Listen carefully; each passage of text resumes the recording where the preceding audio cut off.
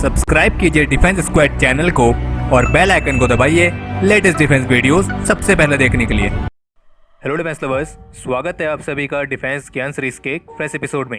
आज के एपिसोड में हम बात करेंगे भारत के अपकमिंग मीडियम वेट फाइटर तेजस MK2 के बारे में, जिसको लेकर अभी हाल ही में कई सारे महत्वपूर्ण अपडेट्स देखने को मिले हैं। जैसे कि जो ये तेजस MK2 है, इसकी already battle cutting process start हो चुकी है और ऐसे भी कुछ जानकारी सामने आई है कि इंडियन एयरफोर्स की फ्लीट में तेजस MK2 की कितनी यूनिट्स होने वाली हैं। तो इन सभी लेटेस्ट अपडेट्स को ध्यान में रखते हुए आज के एपिसोड में हम आपको इस तेजस MK2 प्रोग्राम के बारे में कुछ और महत्वपूर्ण जानकारियां देने वाले हैं। जैसे कि इंडियन एयरफोर्स को इस तेजस MK2 फाइटर की जरूरत क्यों है, इंडियन एयरफोर्स के आर्सेनल में तेजस MK2 किस जगह पर फिट होगा और इंडियन एयरफोर्स इस फाइटर एयरक्राफ्ट की कितनी यूनिट्स को एक्सपेक्ट कर रही है, और सबसे महत्वपूर्ण सवाल, क्या ये प्रोजेक्ट टाइमलाइन के अकॉर्डिंग डिलीवर होगा या नहीं। और हमें उम्मीद है कि इस वीडियो को देखने के बाद तेजस MK2 को लेकर आपके जो भी सवाल होंगे उनमें से अधिकतर के आपको जवाब मिल जाएंगे। So without wasting any time, let's begin.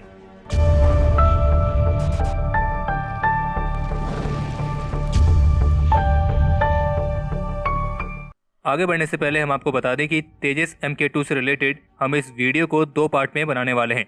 तो चलिए शुरुआत करते हैं इसके इंट्रोडक्शन से।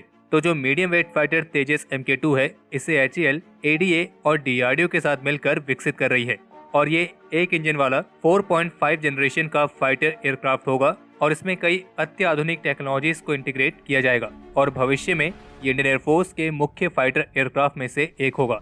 अब सवाल ये आता है कि इंडियन एयरफोर्स को इस मीडियम वेट कैटेगरी के तेजस MK2 फाइटर की आखिर जरूरत है क्यों?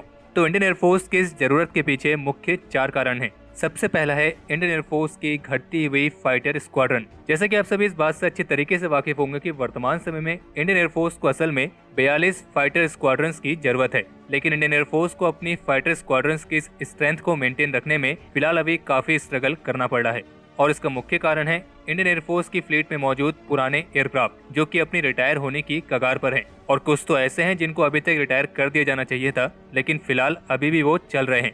और इसी वजह से जहां इंडियन एयरफोर्स को 42 फाइटर स्क्वाड्रंस की जरूरत है, वहीं अभी ये संख्या केवल 30 की है। दूसरा मुख्य कारण है कि इंडियन एयरफोर्स को अपनी फ्लीट में मौजूद पुरानी जनरेशन के मीडियम वेट कैटेगरी के फाइटर्स, जिनमें जैगवार, MiG-29 और मिराज 2000 जैसे फाइटर्स हैं, इनका एक रिप्लेसमेंट चाहिए।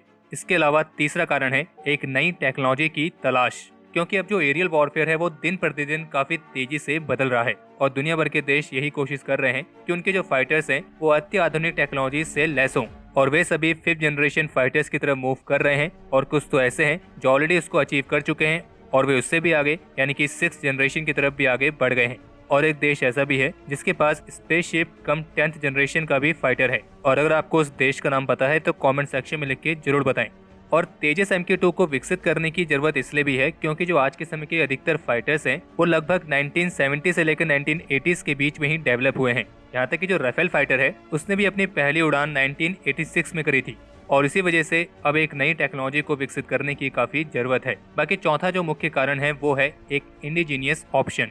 ये तो आप सभी जानते होंगे कि भारत सरकार ने जो मेक इन इंडिया और आत्मनिर्भर भारत जैसा इनिशिएटिव उठाया है, ये निश्चित रूप से भारत के डिफेंस सेक्टर को आत्मनिर्भर बनाने के लिए एक बेहद ही जरूरी कदम है और भारत को इस बात का एहसास हो चुका है कि डिफेंस सेक्टर में आत्मनिर्भर बनना कितना जरूरी हो गया है। और बस आप कह सकते हैं कि यही समय की मांग है जिसने भारत को खुद का स्वदेशी प्लेटफॉर्म विकसित करने के लिए इंस्पायर किया है। अब सवाल आता है कि तेजस MK2 इंडियन एयरफोर्स के आर्सेनल में किस जगह पर फिट होगा। तो इसके लिए हमें इंडियन एयरफोर्स के फाइटर्स को 3 मेन कैटेगरीज में डिवाइड करना होगा। एक लाइट वेट फाइटर्स की कैटेगरी, दूसरी मीडियम वेट फाइटर्स की कैटेगरी और तीसरी हैवी वेट फाइटर्स की कैटेगरी। तो जो लाइट वेट फाइटर्स वाली कैटेगरी है, तो फिलहाल वर्तमान समय में इंडियन एयरफोर्स के सर्विस में ये भूमिका निभा रहे हैं MiG-21 फाइटर्स, लेकिन अब इन फाइटर्स को जल्द ही LCA तेजस और LCA तेजस MK1 जैसे फाइटर्स से रिप्लेस कर दिया जाएगा। इसके बाद जो दूसरी कैटेगरी है मीडियम वेट वाली, फिलहाल इस कैटेगरी की भूमिका निभाने वाले इंडियन एयरफोर्स के फाइटर्स में शामिल हैं MiG-29, मिराज 2000 और जैगवार एयरक्राफ्ट। हालांकि अब इस कैटेगरी को सपोर्ट देने के लिए राफेल फाइटर्स भी आ चुके हैं, लेकिन फिलहाल राफेल फाइटर्स की संख्या इतनी पर्याप्त नहीं है जितनी होनी चाहिए। और बाकी जो तीसरी कैटेगरी है वो है हैवी वेट फाइटर्स की और इसमें भूमिका निभा रहे हैं इंडियन एयरफोर्स के सुखोई 30 MKI फाइटर्स। और आप कह सकते हैं कि इंडियन एयरफोर्स का इकलौता ये एडवांस फाइटर है जो पर्याप्त संख्या में मौजूद है। और आगे जाके इस कैटेगरी को सपोर्ट करेगा इंडियन एयरफोर्स का 5th जनरेशन फाइटर AMCA। यानी कि अत्याधुनिक टेक्नोलॉजीज के साथ हमारे पास लाइट वेट कैटेगरी और हैवी वेट कैटेगरी के लिए तो फाइटर्स हैं, लेकिन मीडियम वेट कैटेगरी के लिए फाइटर नहीं था। तो जाहिर सी बात है जो तेजस MK2 होने वाला है वो मीडियम वेट कैटेगरी के फाइटर्स को ही सपोर्ट करेगा और इसी कैटेगरी में फिट होगा। और जहां तक बात है कि इंडियन एयरफोर्स इन फाइटर्स की कितनी यूनिट्स को एक्सपेक्ट कर रही है, तो लेटेस्ट रिपोर्ट के अकॉर्डिंग इंडियन एयरफोर्स को तेजस MK2 फाइटर्स की करीब 170 यूनिट्स चाहिए। इसका मतलब ये हुआ कि इस फाइटर की इंडियन एयरफोर्स में करीब 8 से 9 स्क्वाड्रंस रहने वाली हैं। इसके बाद जो अगला अहम सवाल है वो है इस प्रोजेक्ट की टाइमलाइन, यानी कि क्या ये प्रोजेक्ट समय पर डिलीवर हो पाएगा या नहीं। और ये एक ऐसा सवाल है जो हर उस इंसान के माइंड में जरूर आएगा जो भारत के फाइटर एयरक्राफ्ट प्रोग्राम को काफी लंबे समय से ट्रैक कर रहा है। और LCA तेजस प्रोजेक्ट में हमने किस तरह की देरी को एक्सपीरियंस किया है इसके बारे में हमें आपको शायद डिटेल में बताने की जरूरत नहीं है, आप इस बात को खुद ही समझते होंगे। और फिलहाल जो भी लेटेस्ट रिपोर्ट्स आई हैं उनको ध्यान में रखकर तो हम फिलहाल ये उम्मीद कर सकते हैं कि मीडियम वेट फाइटर तेजस MK2 के साथ इस तरह की सिचुएशन नहीं होगी। और ऐसी उम्मीद है कि जो पहला मीडियम वेट फाइटर तेजस MK2 है वो 2022 में रोल आउट होगा और इसकी पहली उड़ान 2023 यानी कि 2023 में देखने को मिलेगी। और अभी हाल ही में जब डिफेंस जर्नलिस्ट अनंत कृष्णन एम के साथ एक इंटरव्यू के दौरान तेजस MK2 के प्रोजेक्ट डायरेक्टर ने इस बात को कंफर्म किया था कि तेजस MK2 का जो प्रोजेक्ट है वो अपनी टाइमलाइन के अकॉर्डिंग चल रहा है। इसकी जो डिजाइन है वो फाइनल स्टेज में है। इसके कुछ पार्ट्स की metal cutting process already start हो चुकी है। हालांकि पहले ये उम्मीद की गई थी कि जो इसकी मेटल कटिंग प्रोसेस है वो अप्रैल 2021 से स्टार्ट होगी, पर चूंकि तेजस MK2 के प्रोजेक्ट डायरेक्टर ने कंफर्म किया है कि metal cutting process already start हो चुकी है, तो इसका मतलब यह है कि ये प्रोजेक्ट अपनी टाइमलाइन के साथ नहीं बल्कि अपनी टाइमलाइन से आगे चल रहा है, जो कि वाकई में बेहद अच्छी बात है। बाकी वर्तमान समय में इसके cockpit configuration, sensors, locations, antennas इन सबको फाइनलाइज किया जाना बाकी है। हाँ, लेकिन उन्होंने इस बात का पूरा कॉन्फिडेंस दिखाया था कि तेजस MK2 अगस्त 2022 में रोल आउट किया जाएगा और एरो इंडिया शो 2021 में मीडियम वेट फाइटर तेजस MK2 का फाइनल डिजाइन भी दिखेगा। और ये इसका एक ऐसा अहम पहलू है जो इस प्रोजेक्ट की टाइमलाइन को कम करता है। और इससे ये भी साबित होता है कि LCA तेजस प्रोग्राम के विपरीत इस प्रोग्राम में हमें इस एयरक्राफ्ट को कोई प्रोटोटाइप देखने को नहीं मिलेगा। और जो तेजस MK2 का पहला एयरक्राफ्ट रोल आउट किया जाएगा वो इसके लिमिटेड सीरीज प्रोडक्शन का हिस्सा होगा।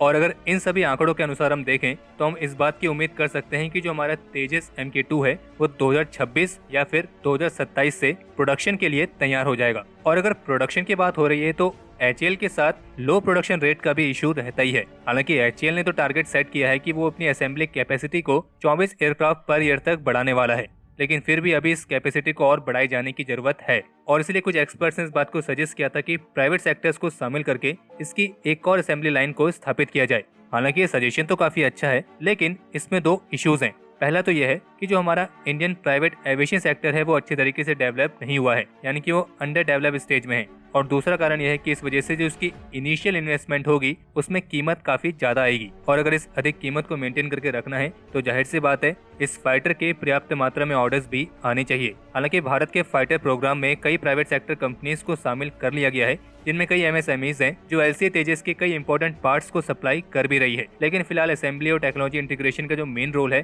फिलहाल वो HAL ही निभा रही है। हालांकि इस बात की तो घोषणा की गई है कि जो भारत का 5th जनरेशन फाइटर AMCA है वो प्राइवेट कंपनी के साथ स्थापित हुए एक जॉइंट वेंचर द्वारा बनाया जाएगा। और इसलिए आप कह सकते हैं कि अगर तेजस MK2 के पर्याप्त मात्रा में ऑर्डर्स मिल जाते हैं तो इस बात की अधिक संभावना है कि HAL प्राइवेट सेक्टर कंपनी को इसमें बड़े लेवल पर शामिल कर ले, खास करके असेंबली के मामले में। लेकिन अभी हमें इसके फाइनल अपडेट के लिए इंतजार करना पड़ेगा। तो अगर इसके कंक्लूजन पर जाएं तो आप कह सकते हैं कि तेजस MK2 निश्चित रूप से इंडियन एयरफोर्स के लिए तो गेम चेंजर साबित होगा ही, साथ ही साथ ये भारत के डिफेंस और एरोस्पेस इंडस्ट्री के लिए भी एक गेम चेंजर होगा। और कई एक्सपर्ट्स इस फाइटर में बालाकोट जैसी एयर स्ट्राइक करने की कैपेबिलिटी भी देखते हैं।